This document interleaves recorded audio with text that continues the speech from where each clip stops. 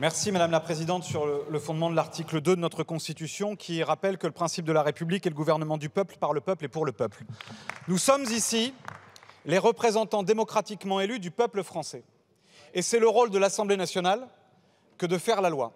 Il y a quelques instants de cela, à quelques mètres de cet hémicycle, une présidente de commission, par autoritarisme ou par incompétence, je ne le sais pas et je ne veux pas le savoir, a décidé de fouler aux pieds ce principe essentiel de toute démocratie parlementaire, de toute démocratie représentative.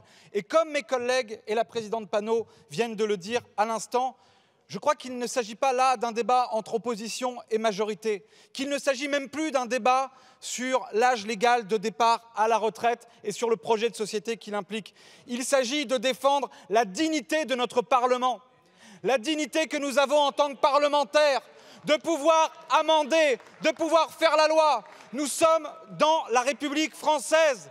Nous ne sommes pas dans la Hongrie de M. Orban. Nous ne sommes pas dans l'Amérique de Trump.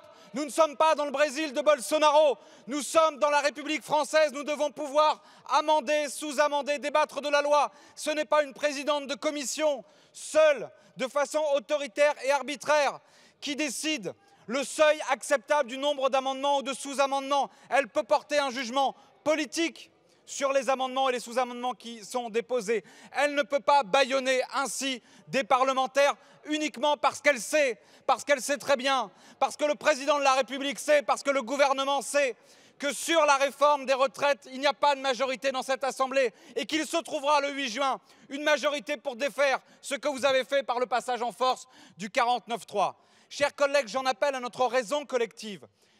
Débattons de cette proposition de loi Lyotte, débattons dans cette journée de niche parlementaire, mais ne nous mettons pas nous-mêmes dans une niche, celle qui nous serait imposée par le président de la République. Merci, monsieur le député.